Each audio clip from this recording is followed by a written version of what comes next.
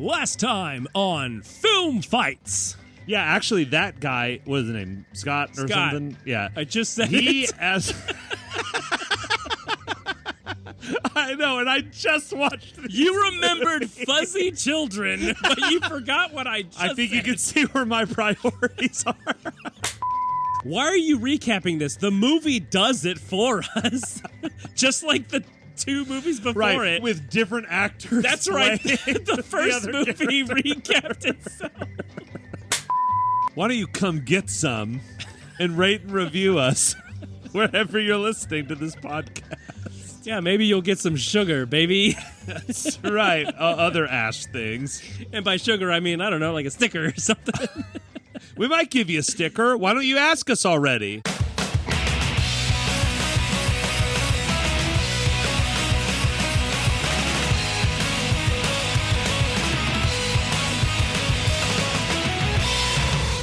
Hello, lovely spectators, and welcome to an episode of the show.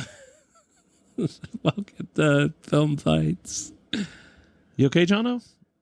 Yeah, I'm fine. It's just, a real bummer, guys. It's a real bummer of a movie or something. Yeah, on this show called Film Fights. Yeah, lovely spectators, thank you so much for tuning in. Sorry to kind of introduce it with such a somber tone, but your listening ears will perk us up. That's later. But suffer. This is not live. No, like the movie. It's going to start off slow, and then we're going to build up, and then nothing's going to happen. I tell you what, let's just take this step by step. Yes, let's start at the beginning. Who are you? Oh, is this a spiritual question? No, you didn't say your name. I didn't? It doesn't matter.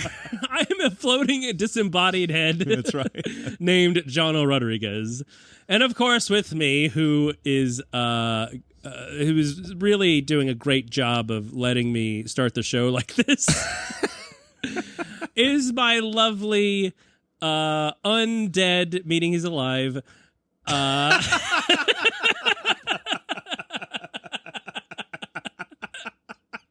as he rises to the occasion of being my wonderful co-host. I think I already said co-host. Conrad Hartman. Hello, Conrad. How are you? Hey, Jono. And because Jono is traumatized from seeing this terrible movie, which will be introduced now in seconds, today's a very special mini episode, Singlie episode of Film Fights. Yes, it's a singly. We talk about one movie. And this movie is Evil Dead Rise. As in Evil Dead, why's it gotta be us that watches the movie? Evil Dead Rise guys over here. So, if you are new to the show, should be said, spoilers will abound like horror movie cliches it did in this movie, in this episode. So if you're planning on seeing it for some reason, first of all, don't. But second of all, wait to listen to this till you see it so that you can hear. Wait. Great. Listen to this first and then go see the movie. Wait, no. Wait to listen to the movie before you see this audio podcast that's not on YouTube. Nailed it. Nailed it. Perfect. So, we saw Evil Dead Rise, so you don't have to. We sat there, the Evil Dead was leavened. It was all kneaded. We sat it in a warm oven, and we watched it rise. Yep. Evil bread rise. Evil bread rise. It was both over and undercooked. So, yeah, it's like when you heat up a Hot Pocket in the microwave, and it's like scorching hot, but still somehow frozen. Yeah. Yeah, like eating a popsicle from the depths of hell. Ooh. How is it not melting? It's a boiling, syrupy, icy, gross. Listen, where I'm come from, that's just called a treat. Where I'm come from? Where I'm come from.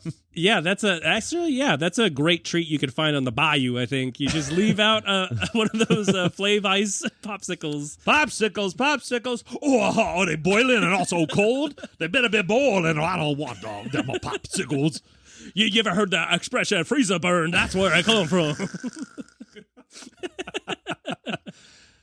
A body could burn them out real good if they're not careful.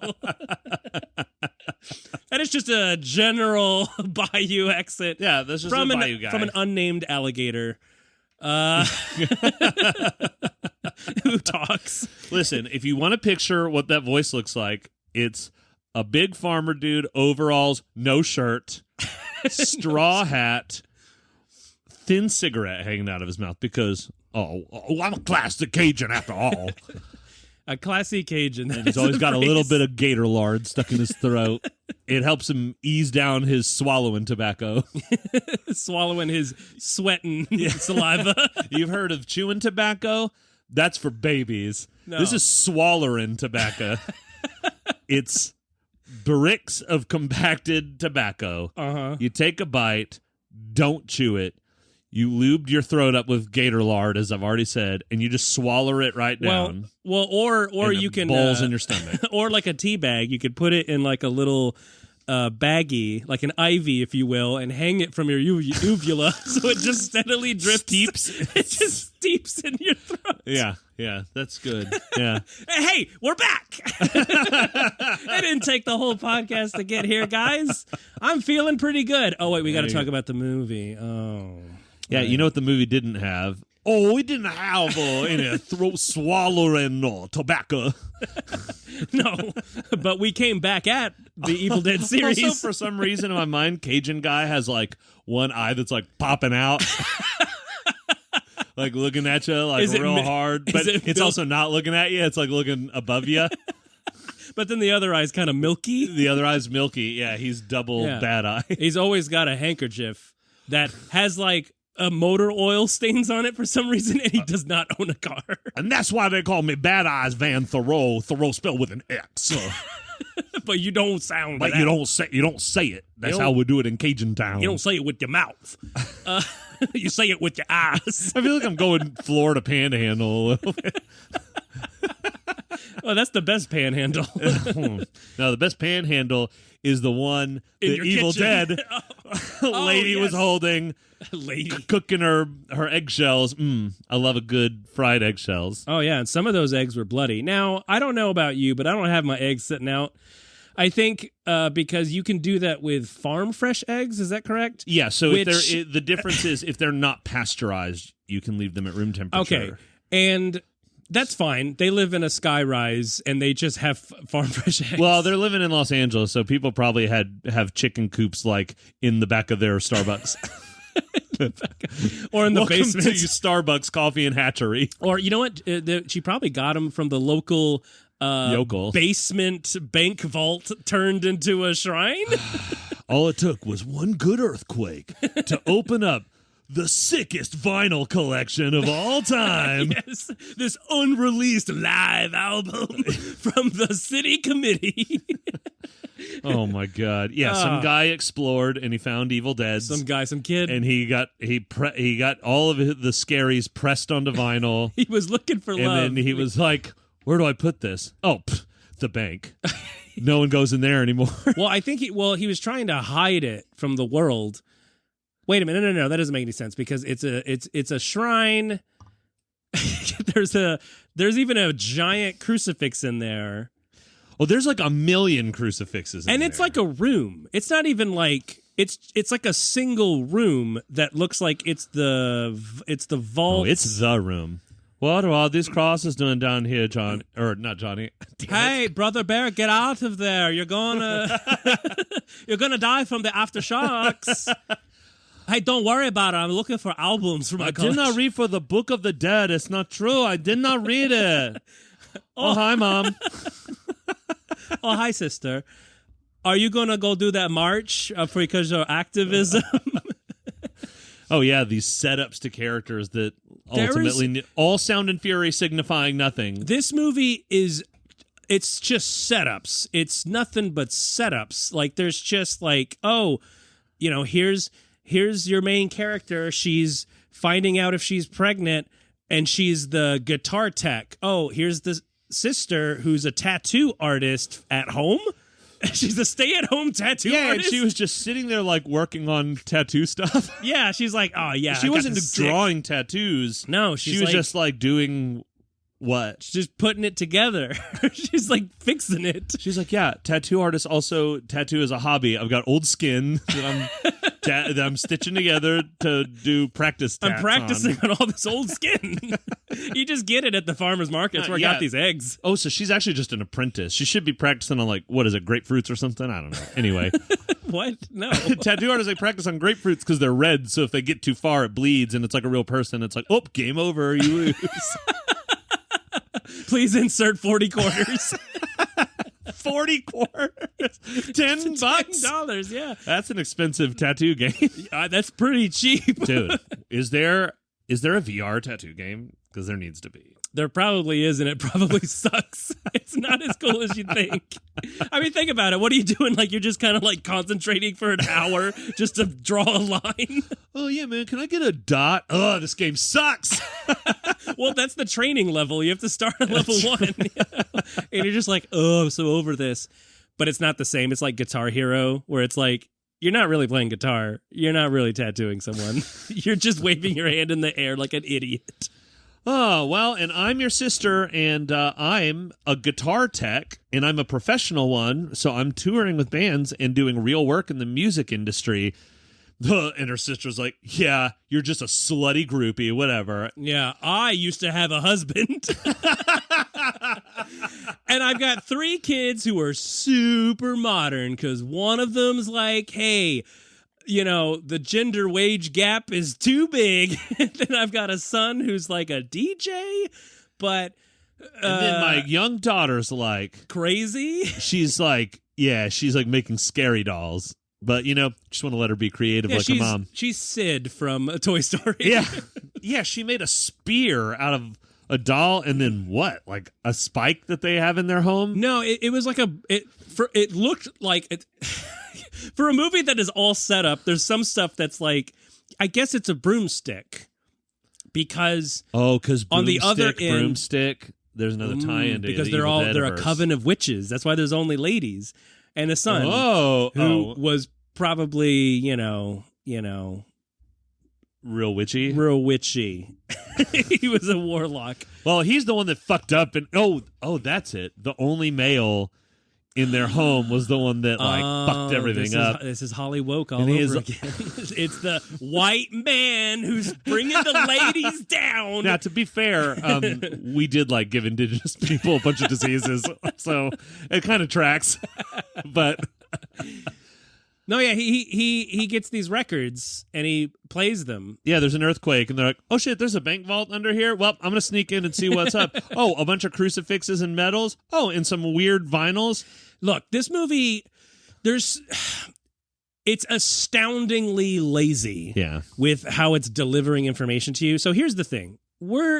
I say to you, Conrad, to me. Partman, as in partner. That sounded like you part-time. Yeah. Conrad, I thought you meant I was like part man. Oh, yeah, part man, part machine. Other man.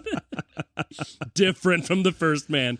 Inside of me are 2 wolves, and they both are just saying, when are we getting Taco Bell? Are 2 wolves. One of them is the alpha, and the other one is another wolf. No, I put it to you. Let's forego we're explaining the movie because it's lazy, and I'm sorry you guys have to hear that if you've not seen Evil Dead Rise. You know what? Go see it and judge for yourself, you know. Catch the matinee. Yeah. See it on Taco Tuesday. You know what I mean?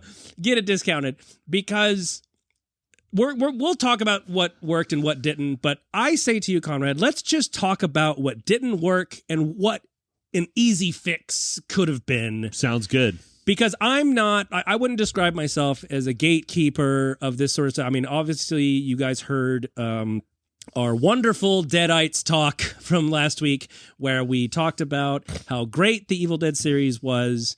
So I'm not going to judge this movie too much about, oh, this should have been like those movies. We're going to talk about it as just a film that could have been a great sequel. And here's how it could have gone. You know what? You just went from gatekeeper to great keeper. Whoa. You know what I'm saying? Better than grapefruit. Okay. So first things first. Yeah. how they found the Necronomicon, which they didn't call the Necronomicon, how they found the Book of the Dead. How they found the Book of the Dead, yeah. So an earthquake happens. Whoa, I dropped the pizza. Oh, yeah, and it's Literally. unsalvageable. Yeah, I would What, did still... you throw it against the wall? Yeah. I'd eat the fuck out of it. I'd still eat it. Upside down, inside out. Give me that pizza. I want it inside me. Yeah. Listen, it's like my grandpa used to say when like your food's all mixed up. They're like, "Well, it's just gonna get mixed up in your stomach anyway." And I'd be like, "Well, I don't have a tongue in my stomach, so I can't taste it when it goes down there." But whatever. Yeah, just put some medicine in there as well. It helps the food go down.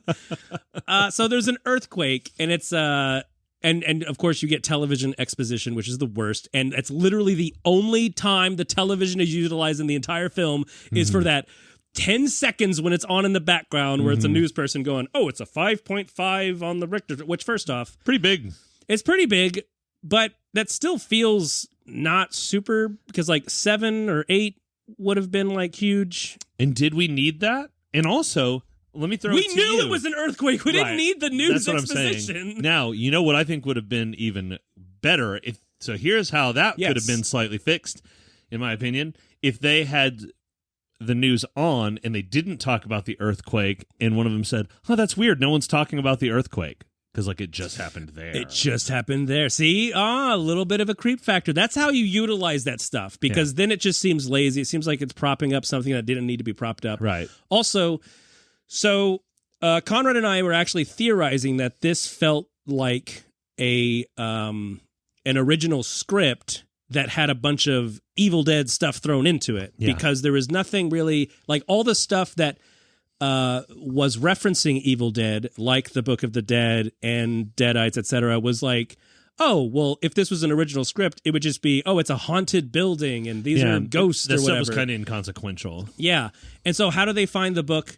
An earthquake. Sure, they're in L.A., even though it's a skyrise, which I'm not saying is exclusive to like a place like Chicago or New York, but it feels like that would have been... It was an apartment, but... Yeah, because... And I only say that because it's raining. It almost looks like it's a little cold. It didn't...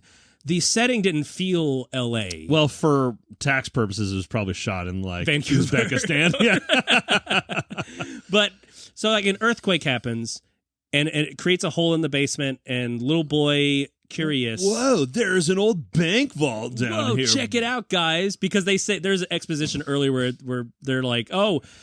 the building's condemned and they're going to knock it down. It used to be a bank. And they're like, okay. You know how you have conversations with people? Yeah. Oh, yeah, the building's condemned. They're going to knock it down. Good riddance, because it failed as a bank and now it failed. Why are you talking to me like this, sis? Like, and why am I saying sis? You know what? They could have just been like, they're evicting us and they're, turning this building into something else. And then they'd be like, oh, that's weird. Hey, also, do you know it used to be a bank? Like, it might as well have, like, that's, or... And the bank, it they didn't... could have, the earthquake, they could have just seen it and been like, oh, whoa, did this used to be a bank? Oh, yeah, see, there you go. That looks like a bank vault. We should also, go look. Isn't that cool? Why did it need to be a bank? I get the, at least, idea that, this was, the record said 1923, so we're assuming, oh, this happened... 100 years ago, which they don't even like point that out. During the Great Depression. Just before. Or after. Or before. No, I'm sorry. before. You're right. I'm sorry. This was during Prohibition. It's right. Oh. I should have found some rockin' booze down there, too. Wait, maybe that's what it was all about. There was no evil. It was just people going crazy from not drinking. It's a Book of the Dead, I tell you. It's the Bible. This is a cocktail recipe book. That's all it is. It's not inked in blood, it's inked in daiquiris. Cherry cordials. No, so he goes in there, and what I was saying is I can understand it's a bank, so they want to like shut it away forever. Could have just been a cellar. They put it in. It could have just been a cellar. Yeah. It could have been that.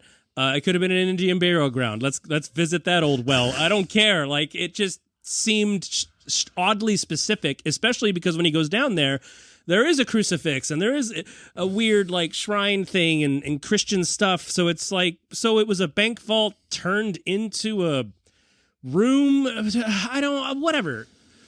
This is how he finds it. He finds the book. He finds the live album. And he's like, oh, sick. What a Deadites come alive, yeah. what a coincidence. I play records. So I can at least get behind the curiosity of that. Sure, at that age, you're curious. You want to take an old dusty book, right, and a records up to your room. Now, how would you have changed this around to make it make more sense? How would you have had him find the Book of the Dead, which for legal purposes they're not calling Necronomicon, I'm guessing? No, it's the Necronominaut. Necronoma, come on! So I think how he could have found this book would have been, so we already established that the sister, she's traveling with this band, and she even mentions she was in, where was she, in Budapest or Bangkok? Somewhere weird. Yeah, Budapest or Bangkok, some with a B. It started with a B, yeah. Boston. Bucharest. Boston, yeah, I was in this sick fucking... Berkeley. Yeah, I was in Berkeley, and oh boy, it was gnarly, okay? No, but she's traveling, and it could have been like, oh... We were at this weird gig where the owner couldn't pay us, so he gave us this book and these records, and the kid's like, "Whoa!" Because she's already giving out gifts. Yep. She's like, "Here's a bracelet," which does not come back for a movie that kept like shoving in your face all this setup. Yeah. She's like, "Here's this necklace. It's for badass bitches." Never comes up again. You see her wearing it, but it's like maybe at the end of the movie it comes back because she's like, "Oh, this bracelet. I can use this bracelet to distract the evil or throw it in its mouth and it chokes or something." I don't know. Or if that bracelet had been like thick metal, like thick on her wrist, and Evil Dead mom was just like, "Now come here, child, I'm gonna slice your wrist here on the bayou," and she like, tried to slice it and it went ting.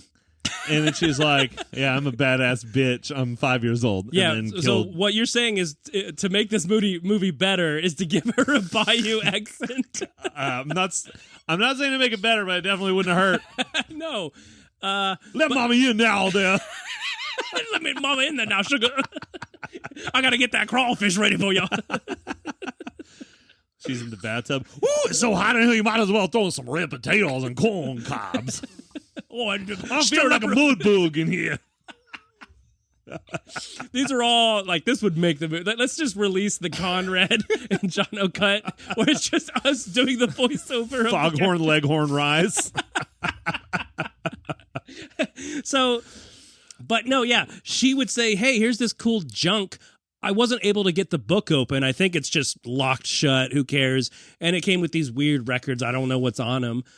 Then that would not only have a better introduction of it, but it would also give the plausibility of the records working, because this kid gets it from this vault, which again could be 100 years old or whatever. He pulls these records out and they're more pristine than if you would have bought it at Urban Outfitters. It always cracks me when people buy records at Urban Outfitters. It's so strange. There. It's like, oh, the new Kanye West album on vinyl. It costs $40. It's like buying books at Walmart, except at Walmart they're all redacted.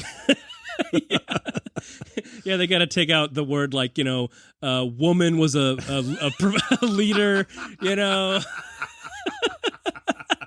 or Barack Obama was president. They got to redact all that stuff. Michelle Obama's book is literally, there's not a single word except for cowabunga. Yeah, which is written in crayon. So yeah, they could have introduced it that way. Also, now this is one, speaking to the records, I don't think there is a fix for this, but I hate the idea that these were pressed on vinyl, not on phonograph. No sense. Yeah, not on phonograph, which would still have been, doesn't make sense. Which would have been more common in the 20s and 30s, like vinyl. And when he showed it, it's like, wow, that looks like a modern vinyl, because even vinyl that was pressed in like the 40s and 50s were thicker and like they were just made of a different kind of material. Not literally, but the process was different. But he pulls it out and they're just pristine and clean. And there's just no logic to why it's pressed to vinyl. I have a fix for it. What's your fix? They're all pressed to vinyl, right? Mm-hmm. And then when Beth, guitar tech groupie chick, is like, "All right, I'm going to listen to the last record. I'm skipping the third one for some reason. I'm going straight to the last one. y'all stay back here. And she listens to it. Instead of the voice, what happens in the movie, he's saying like, oh, no, we shouldn't have done that. No. I'm stuck doing the Bayou voice now. You're just stuck. Yeah. It's the Bayou cut. It's like it's not even like they all have Bayou accent. It's the same person doing all of it. Love those Deadites at Popeyes. Hey, contribute to our Patreon that doesn't exist, and we'll do a Bayou cut commentary track when it comes out on DVD. No, and he comes on and he's like, we should not have done this. It was bad. It's now scary. The end. What if he had said, if you've listened to the records, sounds like you're part of it now, true. And like his voice could have changed to be Deadite because the Deadite, that's how they could bring it back to everyone. That's a good fix. Easy. Then the logic is there. Then when you're introduced to it, they were trying to spread it to other people. Because as it's apparent on previous episodes, I do go into movies and I am overanalyzing. Yeah. That's just how my brain operates. But my wife hates seeing movies with me now. Yeah, because of me. Yeah, no matter what, I'm just like, ugh. But if the movie is enjoyable, I can suss it. I can push down those thoughts. Yeah. But with this, the illogicalness of it just kept piling up, and that was one of them. I was like, why was it pressed to vinyl? But that is perfect. If you get to that fourth side, it is this was the intention all along. Yeah. Gotcha. And then it just says, boy, I hope you didn't start with this one. Which also just that also illogicalness of it bogged me down, because the way the records played out was each side is only 90 seconds long, which I mentioned to you, and you said, well, he is playing it faster, and I'm like, you'd have to play it pretty fucking fast. It's a 12-inch vinyl. Even if it were 10 minutes long, that's still, if you're playing it at double speed, at quadruple speed, that's still 2.5 minutes. Yeah, it played for 90 seconds. Yeah. And this kid's hearing all the spooky stuff, and I at least appreciate the filmmakers doing something right with this, which was do tell. Which was, spooky shit's starting to happen. He should just turn that off, which he tried. It didn't work. He didn't pull the plug, which he should have done, which would have taken it the extra step. But he did try to lift the needle. He couldn't do it. Yeah. And it's it's playing anyway. He was possessed by the electricity Deadite, which is like the electricity gremlin in Gremlins 2. But they should have had an electricity Deadite. Yeah, it's that's what you're don't answer the phone.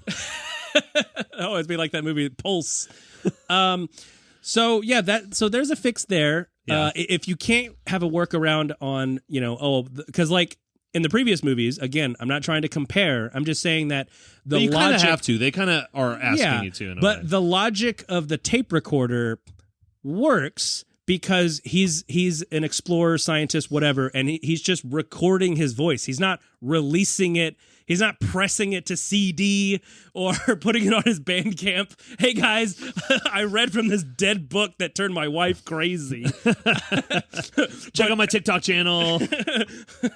Take my wife, please. She's dead. No, this had intent to it, but your explanation would be okay, that is a through line. Moving on. Yeah. Why did they put so much emphasis on the setup of the husband? They shouldn't have mentioned that at all. Yep. It's a crutch that screenwriters do, which is I need to explain the relationship with these sisters. So I'm going to explain the relationship between these two characters by mentioning a character who's not even in the movie. That is lazy. That's no different than exposition dump. Ready for a real easy fix? Let's hear it. So she comes over and she's like, oh no, I'm sad. I got to move out. Everything's terrible. And she could just be like, well, I'm sorry. I haven't been here much since Mom died or since her husband died, since he died. Yeah. Done. There you go. Done. Easy. In fact, the mom died. We don't have to have this like conflict. Yeah, the mom was dead, but we don't have to have this like, oh, I called you twice after he left, and you didn't answer. No, see, the mom died works better because they mentioned twice that Beth, the guitar tech sister, the groupie, she looks like mom. Yeah. So it could be extra painful for Tattoo Sister to be like, oh, God, every time I look at you, I just see our mom dying and you not being there for the funeral. Boom. You know? And so because like, oh, the groupie sister is so career driven and Tattoo Sister is family driven, which they don't even do. And that's another fix that I can propose with driving the family point home. Groupie sister's not ready for a family. She's career driven, so that means her being pregnant is such a bigger deal for her. She's considering maybe abortion. But Tattoo Sister is very family driven. You know, the husband's out of the picture, which they don't mention in this new script that we're writing. They don't mention, it's just he left. Who cares? So she is super like when older daughter comes home, she's like, hey, you were supposed to be here at this time. And then she shoots back, yeah, well, I'm trying to march for women's rights. And then she shoots back, and like just that kind of like loving thing of, you know, well, I'm setting the iron fist down. You need to be here. And you know, you need to look after your little sister. And she's like, why don't you do, you know, have that stronger bond. But when we're first introduced there, the mom barely looks up. Yeah, she's like, I'm doing tattooing without a person. Yeah, I'm trying to develop this virtual reality tattoo game. And I'm trying to dye my hair because I'm a cool mom, you know? Like, all the characters just seem so separate from each other, which, oddly enough, the only linking thing for them was Stephanie, which... the terrifying doll / weapon. Yes. Made by the young, precious daughter. Now, of the 7,500 setups that they do in the movie, there's like 2 that kind of, I guess that works. One of them being the scissors, because the younger daughter is using the scissors to chop off her doll's head to make Stephanie. And the mom says, hey, you don't have my scissors, do you? And she goes, no. She throws it under the couch. Yeah. That's going to come up later. And it does. Chekhov's gun. The other setup is she uses Stephanie to attack her older sister. And who is dead sister now. Who is dead. Oh, no. She's not yet. I'm sorry. After 2 boys in the hall are saying, hey, we're going to see the Nightmare movies. You want to come over? Which... another setup that does not pay off. It's clearly the older of the 2 boys is like into this girl, and she might be into him too because she keeps looking out through the door hole. Let's develop that a little more. The door hole, yeah. The door, you know, the hole in everyone's door. Also, if they're going this far with it and being like halfway meta, he should have just said, hey, we're going to watch the Evil Dead movie. I guarantee that was going to be it. Oh, that came out in the writer's room for sure. But they were like, that's a little too on the nose. If we do that, we're going to punch them through the face with the come get some line, which did not need to be there. We'll get to that in a minute. But no, when she is hitting her with the stick and she tackles her and the stick breaks and she pulls it up and she's like, whoa, one of us could have she didn't say this, but it was implied that, whoa, we almost got stabbed by this. Yeah. Probably the best setup in the entire movie because it does pay off. They see the gravity of it, like, whoa, be careful. And then she ends up shoving it through her one face. Thing that didn't need fixing. Yeah. One thing. One thing that didn't need fixing. But, you know, let's get to some of the blatant references, right? Yeah. So shotgun was set up because old man smokes was shotgunning a beer. Yeah, that would have been way better.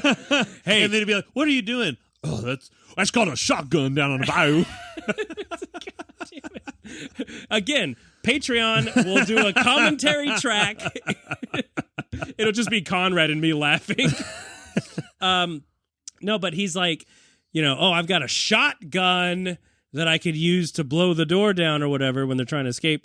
So it's like, okay, shotgun. However, that, like, I feel that the shotgun didn't even get used by Groupie Sister until, like, near the end of the movie. Yeah. And she only shoots it twice. Yeah. Well, yeah, and she grabbed all that ammo. And even at the end, when they're walking away from, we're jumping on the run. It's fine. We're fixing it. The shotgun's on the ground, and so is the chainsaw. And what does she do? She goes, I'm taking that chainsaw with us, guys, because that's going to be super useful. Again, with the illogicalness of it, like, if she took both of them, cool. But just taking the chainsaw was weird. Also, her saying, come get some. Now, I like a good reference like anybody else if it works. But here, it just didn't. She did not have that kind of personality. Right. Like Ash in the earlier movies, he has that personality the whole time. Well, when he says come get some, that's an Army of Darkness. He says it in Evil Dead 2.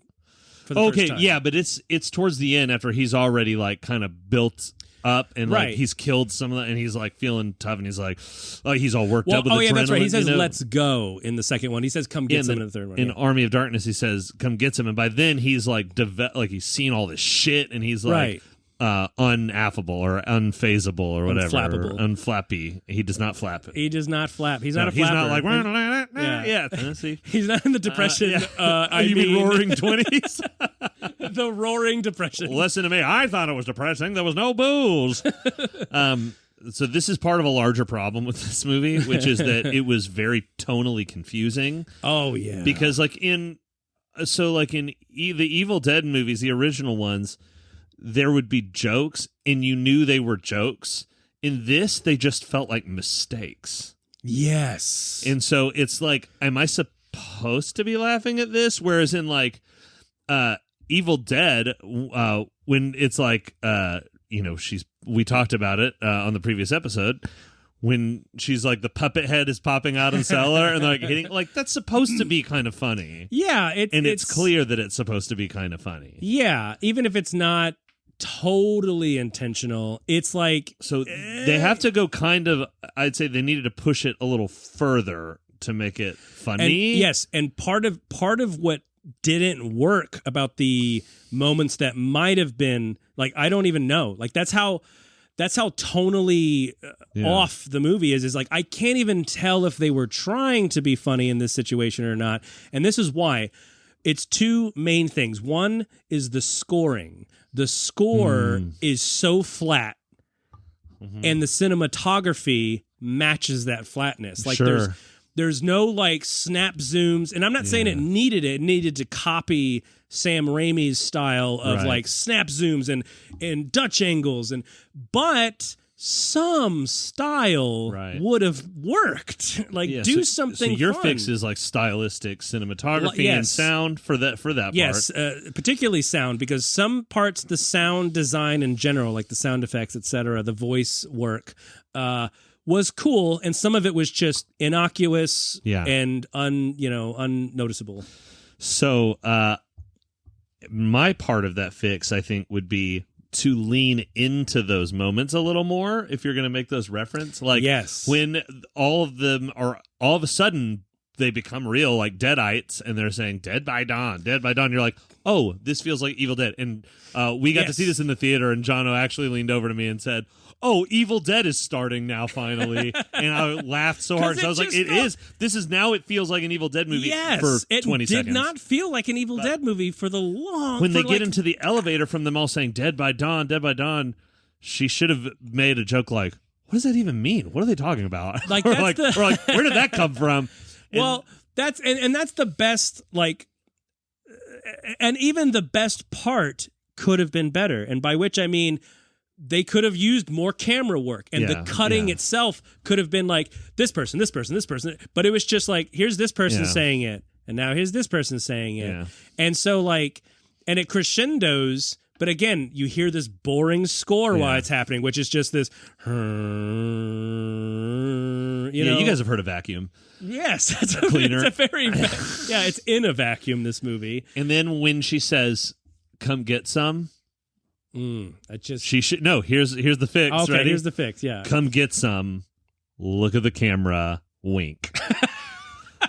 That would have sent it to the moon. I would have been like, okay, at least they know. That's stupid. No, she should have said, "Come, get some." Oh my God, Jono, that's it. She cocks it and says, "Come get it." No. Just No. slightly different. I got it. Okay. The Evil Dead is taunting her while on the thresher, whatever the fuck that thing is. The wood chipper that was the wood chipper. You know, like they keep in most apartment building basements. Because there's so many trees where a skyrise downtown LA. Yeah. And so it's taunting her, like saying, we're gonna get you. We're gonna, or some kind of dialogue. Like I can't even think of it right now, but something that's like, we want it. We want your soul. We're gonna take it and we're gonna have it because that's what we want, and we're gonna get it. And you're gonna get it. We're gonna get it. Gonna take it. Gonna get it. And take it to the bank. They start a 90s rap song. Yeah. Start singing about getting a slice of her soul. And so like that way she would have a reason to be like, oh yeah, you really want it? Well, come get some. Yeah. That, you're right. That's because perfect. It comes out of nowhere. Like there's actually no dialogue for a great deal other than her saying Cassie and kicking the door down. Evil Dead Monster might as well have looked around and been like, come get. Like what? Was that directed at me? Are you talking to me or are you talking to Cassie? I don't understand. It just comes out of nowhere, and it's very awkward. I'm not saying it couldn't have had it, but it needed a reason to be there. When we spent so much time setting up things that went nowhere, spend 5 seconds setting up the things that you want to be in there to be meaningful. Yes, and we don't see that personality build for her. It's like she's pretty much static the whole movie. Now, that being said, Evil Dead Scary Woman, tattoo from home lady, great. She was great. I wouldn't fix anything really about her because her acting was perfect. Yeah. The makeup on her was great. Yeah. It was very effective. And in fact, there were moments where felt cliche, but then they weren't, and it was because of her. Like there was a moment where after the tub scene, we're seeing like the corner of the door, and I just kept thinking, oh, hand's gonna come out. It's gonna do that hand thing where it grabs the door sill, but no, face. And I'm like, oh, okay, that was cool. Yeah. And speaking to tub scene, I'm not gonna talk about the tub scene because it's awful, except for her scream. It was lovely. Why do they keep going to the same well that's not even Deadeye Evil Dead? It's generic horror movie where when they're possessed, whether it's Tattoo Mom or Activist Daughter, they just immediately go, time to spider walk towards you. Like, what? No, you can fly. It's established that Deadites can like fly or float. In fact, it's established at the beginning of this movie. Yes, yeah. Which twist is not the beginning of the movie. That's right. You accidentally walked in at the end of the last showing. Yes, that's what it is. Gotcha. We just M. Night Shyamalan'd you. No, but like I would have loved, and this is not at all in any of the Deadite characters, the kind of like, I don't know how to describe this on an audio podcast because I have to use my arms. Oh, just do it. This. Yeah, that's it. That looks great. Where it looks like you're... Set up our Patreon for us. It looks like you're swimming through the air, but walking straight. Yeah. Where you're coming at you, basically. Mm-hmm. But yeah, like, there's too much of the, I'm going to do that thing from The Ring where I'm coming at you. Oh my God, I was just going to say, I feel like a lot of horror movie directors now, it's like they watched The Ring and House on Haunted Hill, and they were like, stop, I've got it now. That's all I need. No, yeah, you're right. And like, that's, and it's, we were also talking about how this movie just feels like one of those haunted house things that you go through where you're just walking and it's like, oh, here's the part where this happens. Cool. Walk. Here's the part that this happens. Walk. And like every time I saw it, I just kind of like, I basically had to, it feels like you're pressing pause because stakes aren't really being raised. Like when Mom first gets there and she throws up a gallon of milk or whatever. Oh, that wasn't milk, big guy. You know what I'm saying? Mom got around.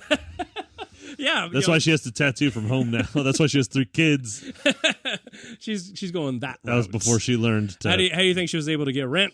All right, so... But she falls on the ground and starts doing the contortion stuff that you see in all those like haunting of movies, you know, where it's like, oh, look, she's she's got a rotator cuff going inside her spine. Oh, they hired a contortionist to be in this movie. Yeah, like, it's old hat. It's not even like, oh, I've seen that before in Evil Dead. I've seen that before in every Dead. In every movie in the last 30 years. So find a new way to be creepy and scary. Like, and here's the fix for that. When you go to this movie, take modern horror movie bingo with you. Check off, like, if a little kid says, shh. Yeah. Or if, they do something from the preview. Here's the main problem of this movie. I felt like every good moment except for one were all in the preview. They're all in the preview, and it sticks out. You know, it just sticks out. And one of those things in the preview was when little girl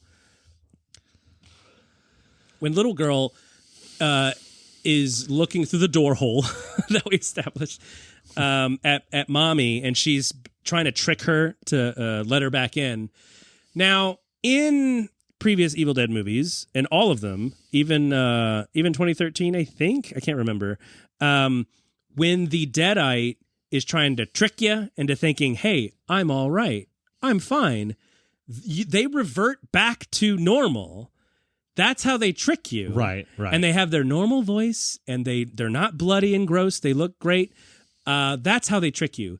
But in this, I think the filmmakers clearly loved the look of Tattoo Mom being all demony. And I did too, but it would even be more effective if she lost it for a second. Yes, logically, it makes more sense if she were normal while talking normal. But it just looks good that she looks creepy and fucked up while talking normal, which, I mean, I'm kind of split on that because it is effective. It does look cool, but logically, even at 6 years old or however old she was, I'm not unlocking that door for a monster. And you know what? Let me say this. If this movie had nothing to do with Evil Dead, they cut out the Evil Dead references, they changed the reason why the scary guys are there. Yeah. They don't call it all that stuff. I would have liked it better, probably. And that's because I love Evil Dead, and because this... If you're going to make this an extension of a very beloved franchise, then at least have some semblance of adhering to the lore. Right. Oh, yeah, that's absolutely true. But don't make a Dracula movie where he's like a surfer, and he's like, "Oh, the sun's fine, dude. Surf's up." It's Twilight, but without the surfing. We could be in the sun. We just sparkle. Yeah, I can be in the sun. When else am I going to get these sick waves? The only kind of blood I like is a tiger's blood snow cone. Surf's up again. Come on down to Tony's Snow Conery. Fang 10, everybody. Am I right? The poster has him holding a board and there's bite marks in the board. Whoops. I did not like this movie. No, I didn't either. But it's not to say I hated it in totality. It was more, I'm disappointed in my son. I'm not mad at you, Evil Dead Rise. I'm just disappointed. Disappointed at the potential that was wasted. For real, though. Yeah, no, that's literally what I'll say, because you'll go in and you'll feel how you'll feel. You might say, Film Fighters, I tuned into this episode because I was ready to hear nothing but praise. Because that movie made my dick raise. Am I right? Evil dick raise. That's the point. I bet it's on Pornhub right now. Incest porn is really in right now. Oh, so is zombie porn. Oh, wow. I mean, maybe. I don't know that for a fact. I'm just saying, cheerleader zombs. I'm just saying, zombies' teeth fall out. That's good for things. When you really want something gummed up. Oh, yeah. Oh, God. And that goes both ways, guys. Guys and... I don't want to know what two ways those are. Guys and dolls. Zoms and more zoms. Guys and thralls. Like vampire thralls. Sure. But the one thing we haven't touched on yet, and there's a reason for that, because not a lot of fixing needs to be done with the beginning. Oh my God. First of all, kudos on beginning. So, yes, I will say this is and again, we've said spoilers, guys. But really, basically, we've talked about the stuff that was in the trailer so far. Yeah, so pretty much. We haven't really spoiled much for you yet. In fact, we didn't see it. We're just guessing based on the trailer. No, but this is the first time I've seen something like this in a movie. So, hey, there's some kudos there. I'm sure this has been done before, but I've not. seen it before, but I can't think of Well, the name sure. of Well, it. like, I mean, obviously, yeah. We've seen movies that go, how did I get here? Well, come on. Oh, you mean Sonic the Hedgehog? Let me take you on a trip on how I got here. And I don't mean starting like in the middle or near the end. I mean literally the cliffhanger of a typical horror movie is not at the end. It's technically at the beginning. And it's but really it's technically actually at the end. Well, yeah, you're doubling down on the technicals. Yeah. You basically we're basically playing Uno, and I'm like, here's a technical thing, and you gave me like a draw for A reverse thing. Reverse technical. Reverse technical. So the movie opens with, oh, here are these kids at a camp. Wait. At a camp? Wait, not at all.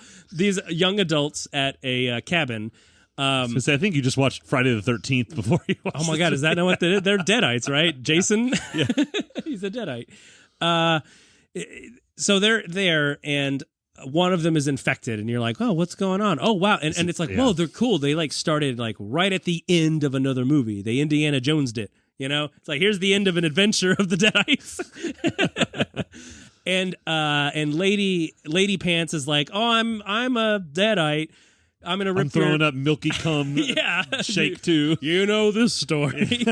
So how did I get here? She scalps her friend or sister or whoever she was who was reading the first page of Wuthering Heights. Her friend, yeah. And then she kills boyfriend McDouchebag who's peeing in the lake with a drone. Yeah, using a drone. The drone to hold his wiener. That's how advanced drones are. That's right. Or how reckless teens are. And there's a really a fantastic this movie for how much I do not like this movie. This bumps it up at least a whole thumb by Siskel and Ebert ways. So it's 1 out of 3 thumbs up. It's 1 out of 10. One of them is yeah. 1 down, 1 up. It's 1 out of 4 technically. But is the opening title, which, she, is in the water. She comes up, she's floating above it, and the title comes up behind the trees, and it's like, this is so cool. You won the Evil Dead prize. You did it. That's the ending of the story, not the movie. But the beginning of a new franchise. I think you guys have a new friendship. No, but but see, you take this as, oh, this is a prologue. I've seen something like this before where it's like, oh, these kids all get killed. I wonder how that's going to tie into the story later. But no, we basically reset to the beginning where a dumb kid finds the book, calls the evil over. Evil gets all up in the guts of Tattoo Mom. And then all of that happens. Evil Dead gets totally shredded up, which, again, with the logic, how do you know you just killed the... And again, knowing of the Evil Dead movies, I kept thinking, are they going to get the book? Because that's how you get... In the lore, right. That's how you get rid of the evil. You don't kill them. You do the spell or whatever. Right. And then you go back to medieval times. Yes. With the chainsaw. Dinner and tournament, medieval times. Also, a little let down that there was no page in the book that showed Lady... there were no words. Groupie Lady going, oh, I have a chainsaw hand. I'm your savior. No fun reference. No, we get to the end of the movie, and it's the next day, which, again, you just have to accept that logic doesn't work in this world, because I guess the elevator didn't work when she pressed the button, but the place is not wrecked. The stairs work. Yeah. She goes to the basement, sees the bloodbath, and is like, oh no, this is how I got possessed, everyone. She's basically like, this is how I got possessed when you saw me in the beginning. Get it? This is how it happened.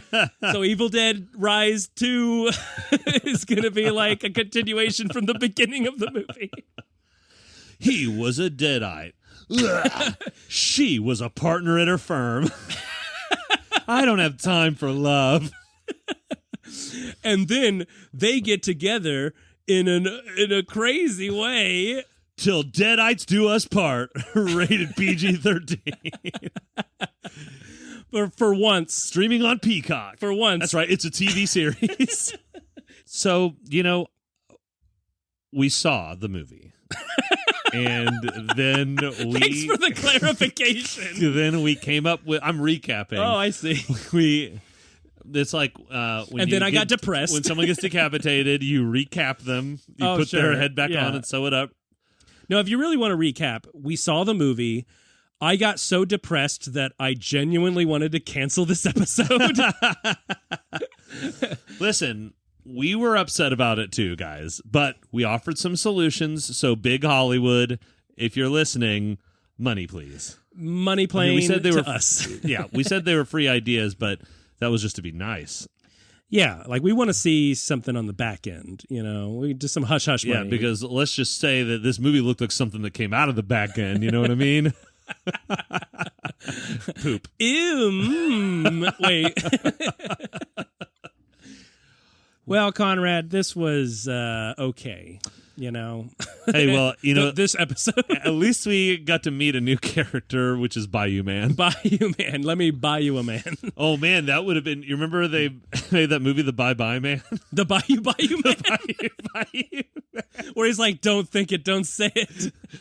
Now, don't you think it now. Now, put it out of your mind, okay? Don't boil it. Don't fry it. Don't boil it. Don't fry it.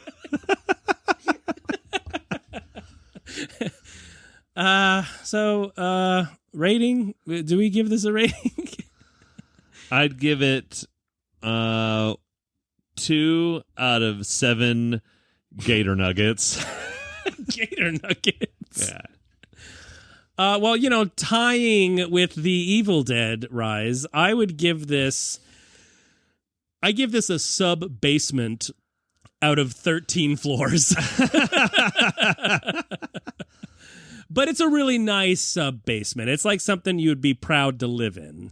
Oh, sure. But like your parents have a nice place and they've fixed up the basement to be like a game room, but now you are a failure, so you live there. Yeah, that being a roadie for a living didn't pan out. Dad comes down without knocking, and you're like, Dad, this is my room. And he's like, I just came down here to pour my beer out of this kegerator I bought because I thought my friends would be down here drinking with me.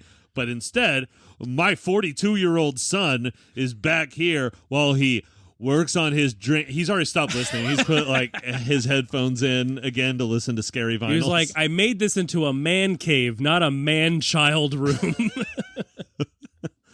Oh, snap. He's like, Dad, I'm trying to get the record for playing Super Mario World.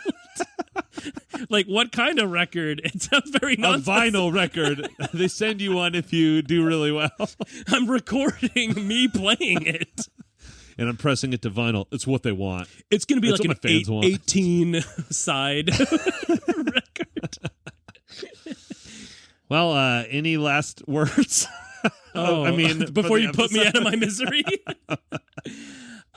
Final words. Well, I kind of have no words. The words were taken from my body surgically by Evil Dead Rise, because last week we talked about some pretty good Evils Deads.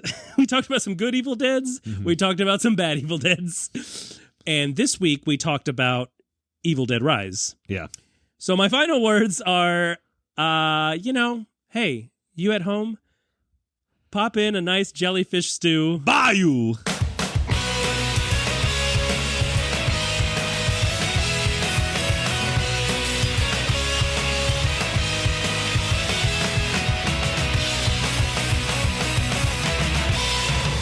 Now, don't worry, honey. There's no jellyfish in the bathtub. Now, I've seen some people have some crazy things crawl up the toilet, though, so next time you're sitting on there taking a pee, don't look down, because there might just be a water snake or a scary, slippery lizard. Or worse, a garbage pail kid. Funny enough, though, it was a real bridge troll on the other end. They've got tech now. And they are real. They are rapier than I thought they were. Rapier than fairy the tales. The stories just imply the rape, but it happens. Now, to cross this bridge, you must answer 3 riddles. 1. In order to get across this bridge, you must let my dick in your ridge.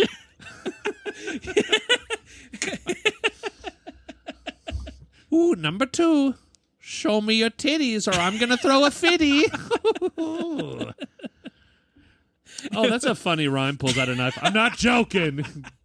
Now get that bra off. This is happening. He like shows that he's got like a knife. That's the true story of the bridge troll. Wow. Now quit your blabbing or you're getting a stabbing. I don't mean with the knife. I mean... Oh, man. All right, here we go. Let's see. I guess we got to talk about it.